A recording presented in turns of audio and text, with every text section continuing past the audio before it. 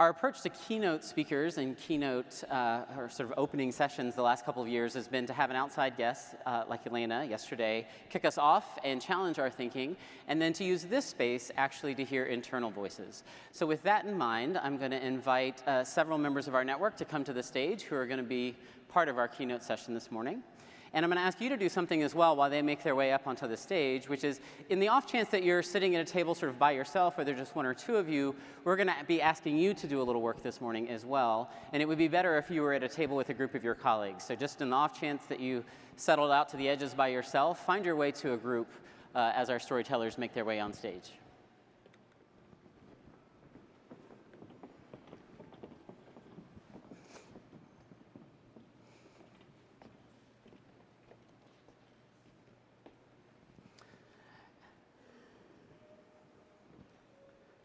A few folks shuffling around, thank you. Yesterday, from the very outset of our conversation, it was acknowledged how hard this conversation is. Lydia mentioned it when she referenced her being not only excited but nervous at the same time.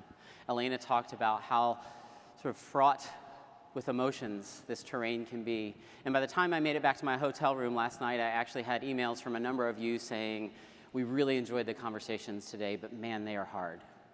Right? Because of that, we think it's important as we try to enter into this conversation about equity and our network more intentionally, we think it's important to draw upon sources of power that we tend to overlook and neglect. And so this morning, we actually want to focus our time together on storytelling as an untapped source of power. And we're both going to share some stories and ask you to start articulating your stories as well. In particular, this morning, we're going to draw upon the work of Marshall Gantz and his framework for storytelling called public narrative. And his basic point in that work is that if you are going to do work that's designed to bring about social change, then you owe a public account of why you do the work you do. There's a very particular structure to the way Marshall Gantz teaches us to tell stories, and actually one story is made up of three distinct stories: a story of self, a story of us, and a story of now. And here to share a story of self is Jerolyn Murray from Cougar NTAC in Colleton County, South Carolina.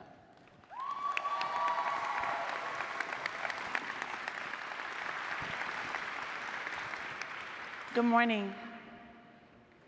I never realized how much my professional life would change by having a child of my own. Arden, who is now 10 years old, has always attended school in the district where I taught. 3 weeks into his first year of school in kindergarten, his teacher called me and said, "Miss Murray, I've been teaching for a long time, and I've seen a lot of students, but not many quite like yours." So inside, I started to get a little worried and thought, oh my goodness, he's being hyper, he's being too active, and they're going to want to have him tested for different things and maybe be on medication. But to my surprise, she wanted to have him tested to be in a program that's originally for second grade and higher because of his gifted abilities. So she and the principal had him tested, and he passed with flying colors. A week later, he began going to first grade every day for reading and math, and second grade weekly for this gifted program.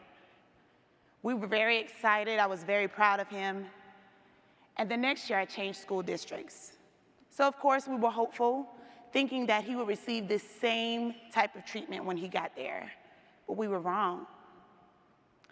We couldn't quite understand why he wasn't being pulled out for this special treatment.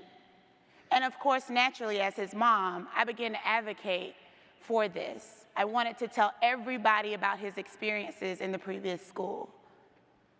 And I was going to work every day, working with students of my own, and they were just as brilliant as he is. And it struck me, my kid is great, but he's not any different from any of the students that I teach. So why was it that I was advocating so much for him and not that much for my own students? So I found myself as a parent and an educator evaluating 2 different school systems who saw my kid and looked at him in 2 different ways. The first, saying, oh my goodness, he's not like our typical student. This kid is awesome. Let's put him on a pedestal and let's pull him out and make sure everybody knows him, so much to the point that we're gonna call him the next president. Second school, Arden is great. He's very smart. So are all the other kids in his class. We'll differentiate learning for him so that he stays ahead and he doesn't become stagnant. But we're not gonna pull him out. We're gonna utilize his strengths. We're gonna let him help his peers. How many other students could be the next Mr. President or the next CEO of Microsoft or even the next Secretary of Education? Why was it that I wasn't that advocate for my own students? From that point on, I resolved to make sure that every day I walked into my classroom, that I pushed for my kids the way I pushed for my own, that I made sure that they had what they needed to be successful. I had become like that first school. I didn't even realize it. Subconsciously, I had created this profile of the typical student. So when I saw someone else who excelled that expectation, of course, I wanted to treat them differently, but that is not okay. Every kid is brilliant. Every kid deserves the opportunity to reach their greatness. So from that day forward, I resolved to have my work push those students, to be a proponent and an advocate for my colleagues, to help them realize that every kid deserves that opportunity. My kid is great, but so is every other kid. My kid is great, but so is every other kid.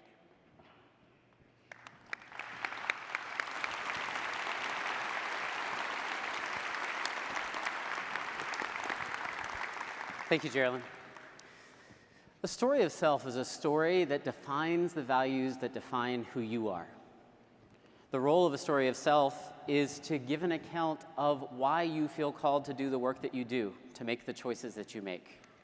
It's a story that's structured around what Marshall Ganz refers to as choice points, where you as an individual experienced a challenge, made a choice, and saw an outcome happen. And what we want to ask you to do now is to think about your own story of self.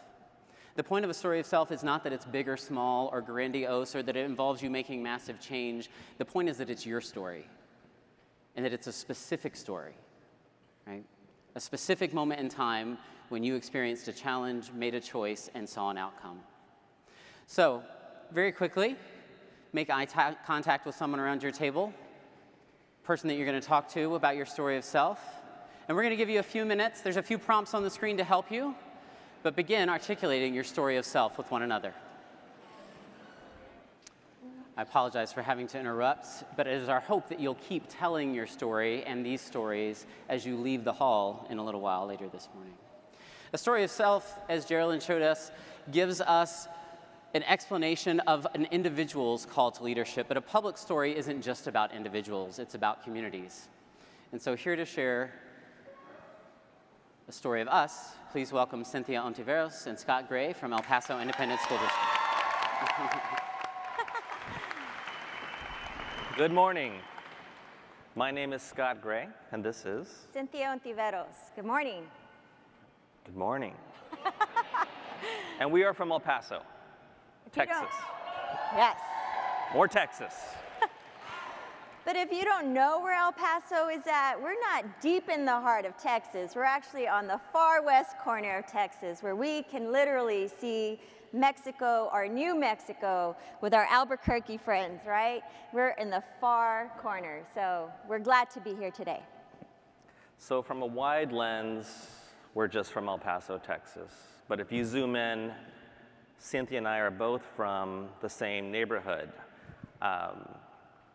We grew up a couple of miles away from each other, but we had very different experiences. We went to very different schools. When you meet somebody from El Paso that's new, they always ask the same question. Guess what this question is? What high school did you go to? And boom, they know everything about you. They know what kind of house you lived in. They know which park you went to. They know the school now. And for Cynthia and I, the neighborhood that we grew up in carries a stigma. So when we tell people where we're from, there's different reactions. So I finished my first year of kindergarten. It's amazing. I learned how to spell one word. I got to play all day with my friends, and I couldn't wait to go back to school. But at the end of the school year, I took a test. And this test changed my life. My parents got a letter saying that I had taken this test and I passed a test. So because I passed a test, I got to be in a program for the next 8 years of my public education where I got to explore, I got to debate with my friends, I had complete access to the latest technology, the Apple IIc. I had a startup disk and the program. You guys remember that, the floppy disk? And it was amazing. I loved school every single day. We couldn't wait to get to school.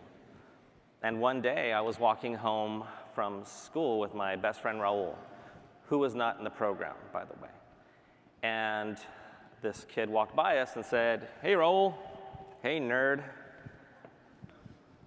"You're the nerd, Raul, or who's the nerd?" Raul's like, "You're the nerd." "Why am I the nerd?" "Well, you're in that program, you and your buddies."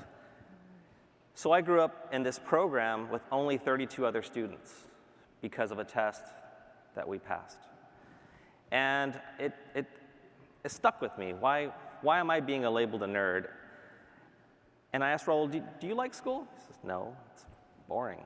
You know, I get in trouble a lot." And it was baffling to me. Fast forward, I become a teacher. I become an ESL teacher. My first year teaching, I'm trying to figure it all out. And I remember, it's sort of like you go to this default teaching sometimes, or you're, as a parent, you don't want to be your mom or dad and yell at your own children the same way. Well, I figured I need to be the same teacher that I had when I was growing up. And I made the connection that I was not even close to being that kind of teacher. I wasn't providing a space for my students to learn, to collaborate, to explore, to feel safe. And I started looking at ways to do that. I had to be creative. I worked at a school that was pretty much, they left me on my own. But I got better. And there was a tipping point for me. My fourth year of teaching, I still had ESL students. They were taking the state exam. And we had prepared for this state exam because I live in Texas and we have to do that sometimes. And, you know, high-fiving everybody, "Go take your test, guys." Next day, they take their test. I don't see them. We come back to school. I ask everybody, "How did it go?" You know, I'm excited. We're going to pass this test. You know, it's not a big deal. And they told me, "Mr. Gray, they picked up our test at 4:30. So back then, you could take as much time as you needed to finish the exam." "Who picked up your test?" "The counselors." "Why?" They said it was time. I had taught them all school year that these tests were untimed. They take your time. So of course, I march into the office, very professional, and I ask, you know, I'm curious, you know, why'd you guys pick up the test? And you know, they're sitting there drinking their coffee, and they said, "Scott, they're not gonna pass. They don't speak English." And wow, I mean, I had a moment. I mean, we call my father Mr. Gray. I became Mr. Gray, the drill instructor, right? So I left there, and I promised myself that I was going to make a difference. And so I thought making a bigger impact would be becoming an administrator. So I became an administrator. Teachers make the most impact, by the way. Became an administrator. I had done that for about 5 years, and then I had this great opportunity to open up one of the first new tech schools in El Paso, Rocket New Tech, who was a finalist for PBL Chopped, by the way. Woohoo! And that's where we'll pause my story. So like Scott in his GT label, I was also labeled GT, but my experiences were extremely different. I had to fight my way into higher level math and science courses. I am a math and science nerd. I wanted to be an astronaut. I wanted to be a doctor. I really loved math and science. And my counselors, they'd say, well, no, you go into environmental science. That was the general science for our seniors. And I said, no, I really want to take anatomy and physiology, or how about physics? Let me get in there. So I had to persist. I had to be my own advocate. I had to tell my parents, Mom and Dad, can you go to the school and tell them I need to get into this class? But I had to take it upon myself. It was a counselor deciding my fate. And even fast forwarding to college, going in, pre-med bound, I really wanted to become a medical doctor. And my advisor telling me, well, you have a 3.75, you're probably not smart enough to get into medical school. And it's like, why? Well, how is it that you get to decide what I want to do? Let me do it. Give me that opportunity. Going into computer science, I was the only female in that class, and having to really persist and have that grit we talk about with my counterparts, and performing at the same level that my colleagues, my co-students were doing as well. We can do it. We just need to be provided that opportunity. And as educators, as leaders, who are we to determine who gets in or who doesn't? So my degree was in microbiology, and I kind of fell into education. I really fell into education. I was studying for my MCAT, and while I was studying, I said, I need some extra money. I just graduated from college, and I thought, I will go be a tutor, or I'll be a substitute. I can do this, right? Just need a few extra hours a week to get me through. So I went to talk to the principal, or at the time it was HR director, but he was my elementary principal. And I told him, I said, I want a tutor. Do you have any positions for me? I just need a little extra money. And he knew me very well, and he knew my family. And he says, Cynthia, you have a degree in microbiology. What are you doing? You should become a teacher. I was like, no, I don't have no idea where to begin with that. I just want a tutor. He's like, I tell you what, I'm going to set up this appointment for you. You're going to go for an interview, and let's just see what happens. So 18 years later, here I am. I stayed in education, and my first year, I don't know if any of you are first years. I have first-year teachers at my table. But at the middle of my first year, I wanted to quit. I was 22 years old. I was just a few years older than some of my students, seniors. They were 18 years old, and I'm sure some of you can relate to that. So classroom management for me was so rocky, and I thought, okay, I'm not a quitter. I'll quit at the end of the year, but I'm not going to quit right now. I'm going to do everything that I have to do to make this right. Those Harry Wong books and all these classroom management support, I did it. I mean, I was in my summer vacation, there I was studying, like, how do I get better at this? Well, I loved it so much. My students were actually coming to class, and we just turned. It was night and day for us. And I remember a student saying, whoa, miss, what's going on? Like, we're liking this now. And so that was tough. And it really, you had to think back, like, okay, I'm failing at this right now, but I'm going to get better. And I'm going to do better because I'm not a quitter. And so I never got that medical degree, but I sure got my PhD. And so here I am, with Scott, with my team, with several schools here from El Paso. I'm the founding principal of the Young Women's STEAM Academy.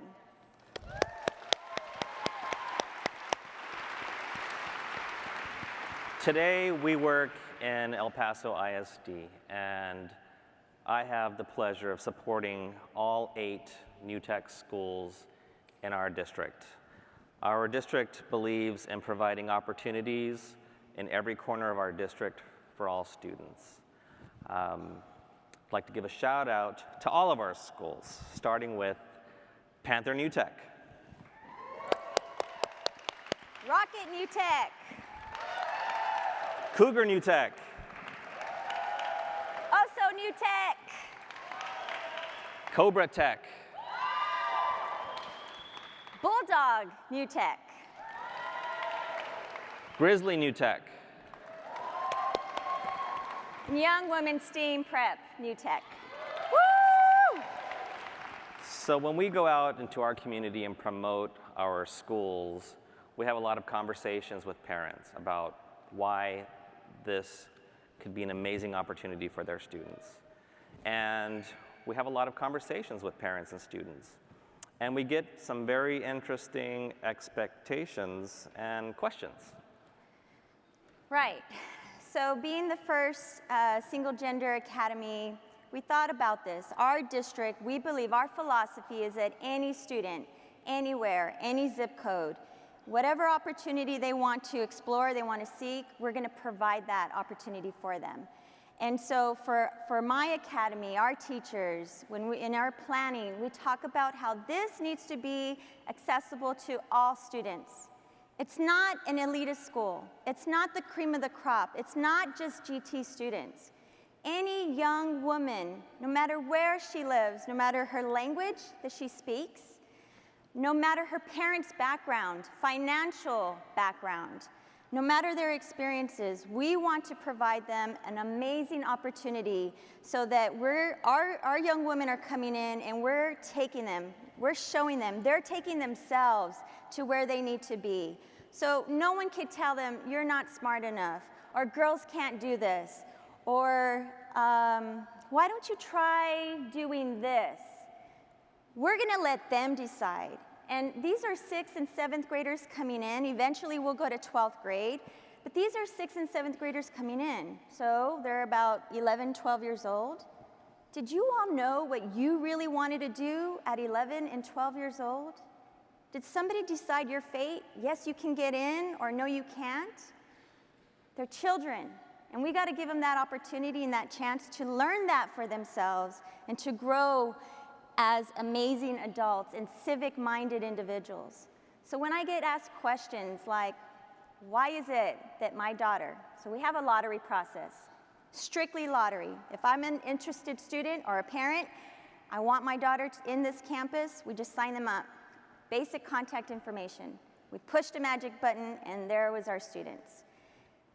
As a parent, why is it that my daughter, who is a straight A student, who has several honors, accolades, is committed, is putting the effort, why is it that she can't get in, yet a C student who we know, because she's at our school, who doesn't put the effort, and maybe the parents don't even know what this is about, why is it that she can get in and I can't?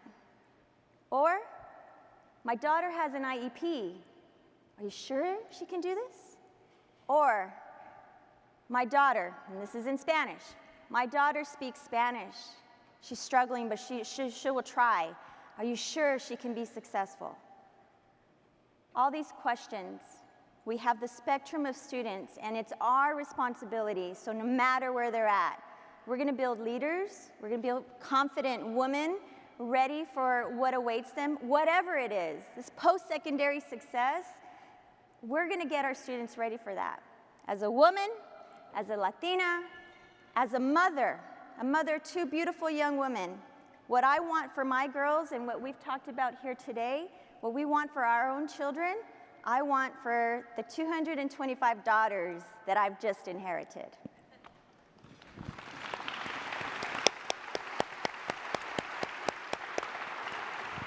We believe it's important to have these crucial conversations with our community and engage them and let them ask all the questions.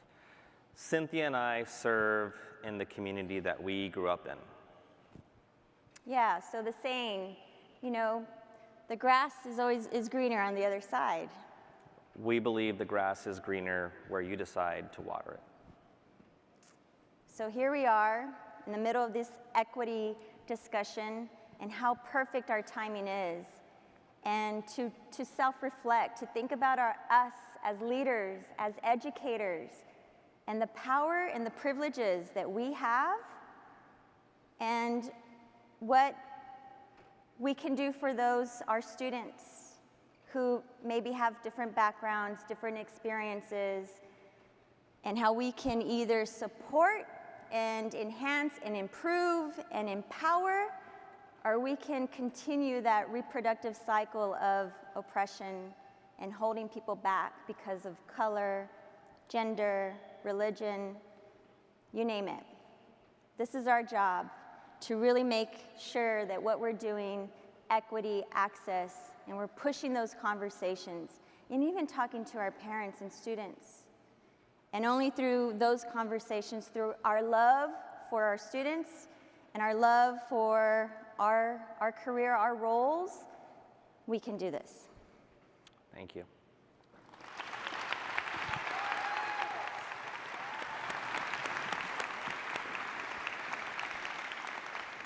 Thank you, Cynthia. Thank you, Scott. Whereas a story of self tells us about an individual's call to leadership, a story of us tells us about the values that move a community. It reminds us that even in the face of uncertainty, you still and we still have agency. And in particular, it reminds you that whatever challenge you're facing now, you can rise to it, not because of some squishy, inarticulate hope, but because you've risen to challenges in the past. What we'd like you to do now is to think about your story of us. Once again, a story of us is structured around choice points, a moment where your community faced a challenge, made a choice, and experienced an outcome. So again, find someone close to you. There are a few prompts to help you along on the screen if you need them, but tell your story of us. So my job is to tell a coherent story for us that involves all three parts, and particularly that story this morning is the story of this network, of this community, of the NTAC network. Last night at the reception across the street, I had the pleasure of meeting Michelle Fishburne from Project Paradigm, who's here at NTAC for the first time, and one of the things she said to a group of us who were chatting was, "This feels less like a conference and much more like a family reunion." And if your family is anything like my family, or I think most families, when you get together, you tell stories. And often you tell the same stories over and over and over again. One of those stories for this family, undoubtedly, is the birth of Napa NTAC, the first school that was seeded all of this that you're part of today. We're a small agricultural community in Northern California. It was trying to figure out a disconnect between the graduates it was producing and what its economic community was asking of it. And the only way for them to figure out how to solve that problem were to blur lines that traditionally weren't blurred. Lines of partnership between classroom teachers, district leaders, and business leaders. Groups that typically don't collaborate together on projects like this, at least not then. And they opened that year, and within actually the first weeks, months, the principal left. And there were several points of that year where it wasn't clear the school would make it. And notably, there was no NTN school model at that point. It's a reminder that the identity of this community from its very beginning is not in its ability to implement a predefined model, but it's in its commitment to figuring things out. Its commitment to translating ideas into tools and aspirations into action. That's the story that started this community. From that point forward, Napa NTAC garnered some attention, and at one point caught the eye of the Gates Foundation, who asked them to consider replicating those schools around the country. At one point, the NTAC network, or then the NTAC Foundation, actually had fewer schools than El Paso Independent School District, I think, but then went through a period of very rapid growth. And by the time I came to the organization in 2011, the network had already grown to about 80 schools and was well on its way to being over 100 schools, to the point now where we have almost 200 schools and almost 30 states that are represented in our network, not to mention Australia.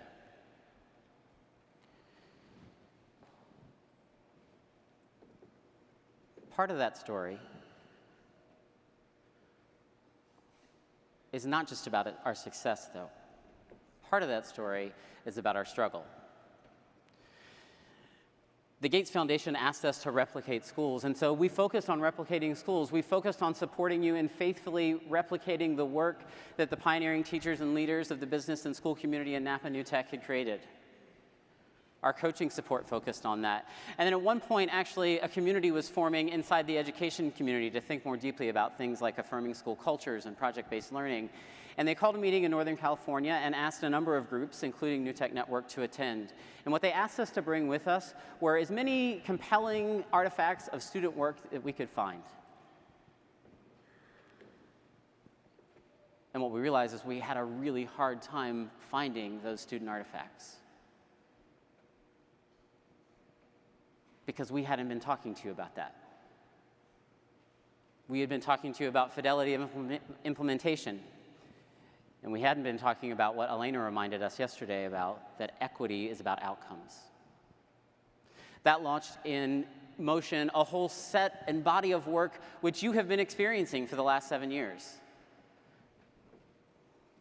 An articulation and definition of those rubrics, a more intentional focus on things like looking at student work protocols, right? Increased attention given to things like authenticity and the creation of beautiful work, the publication of an annual outcomes report. All of that was set in motion because that meeting, right, laid bare one of our challenges as a community. The story of us in that moment was a story of struggle. That brings us to the story of now. What a story of now does, we talked about a story of self as an individual call to leadership, and a story of us tells us about the values that move a community, and a story of now tells us about the challenge that's in front of us at this moment. The challenge that we're called to respond to, the thing that actually might threaten the values that we care about most deeply. One of the things that we would normally do now, at this point, on this stage, at this event every year, is give out the Chadwick Award. The Chadwick Award, as some of you may know, is actually the full name of the award is the Chadwick Award for Social Justice. It's an award designed to honor schools that have been particularly intentional in their efforts to narrow opportunity gaps. We've been giving out the award for a number of years, and actually initially when we began giving out the award some years ago, right, the first thing we would do actually is look for schools in our network that had a certain percentage of students of color or students that receive free and reduced lunch. And as we deepened our own thinking and work around equity, we began to question whether or not that was a good criterion. Certainly, equity is about race and color. It can't be less than that, but it also has to be more than that.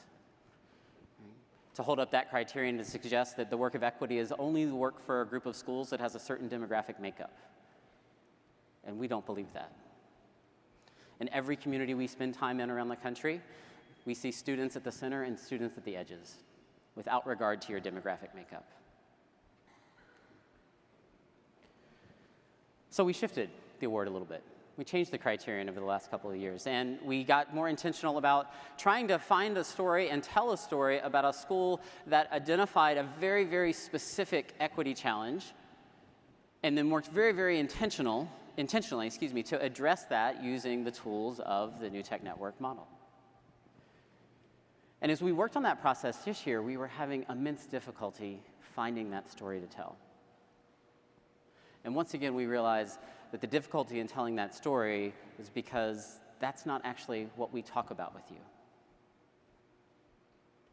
It was in our efforts to give out an award that honored work around equity and social justice that laid bare our own need to deepen our work and thinking and action around equity and social justice. So we're not going to give out the Chadwick Award this year. We're actually going to spend the next period of months rethinking what that award is. And our hope is to use it less as an award to honor work that's already been done, and to use it more as an award to give you resources to tackle a challenge, a specific equity challenge in your community, and for us to come alongside you and support you in doing that. So look for that this fall. You'll see that come back out, and we'll see an opportunity for your community to name the contours of an equity that you see at work, and to join us in partnership in using the tools of the New Tech Network to go after that challenge. Marshall Gantz, when he talks about storytelling, he also talks about storytelling and stories as being like poems or poetry. Not because of their length, but because they move us in a certain way. And so to close us out, I want to borrow from the world of poetry for a moment.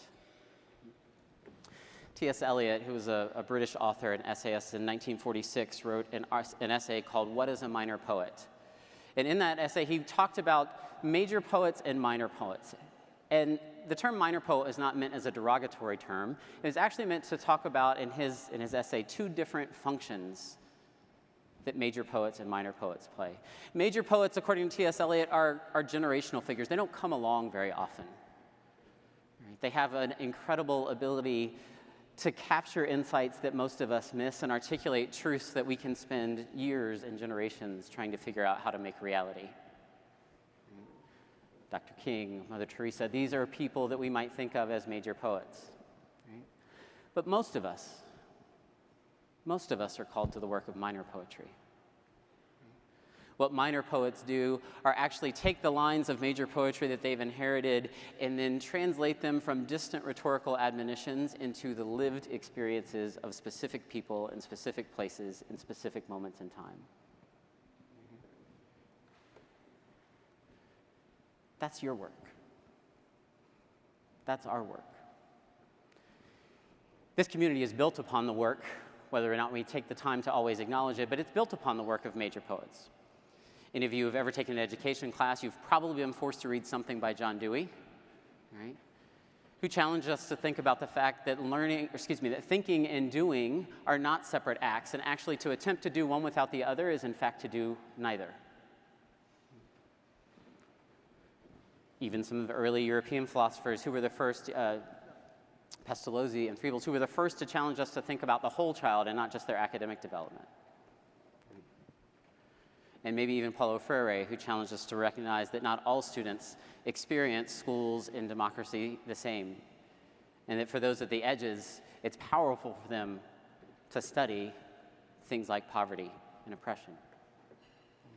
Those are the major poets that have given the ideas and the lines of major poetry that have built this community. But your presence in this room is a function of the work of minor poets.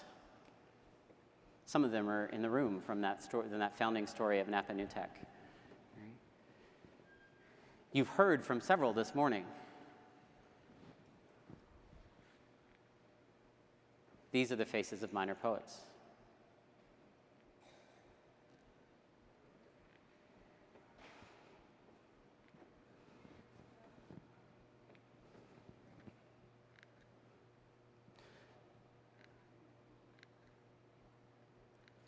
And again, what minor poets do is they translate the hope born of possibility, the hope given to us by major poets, into the conviction born of lived experience.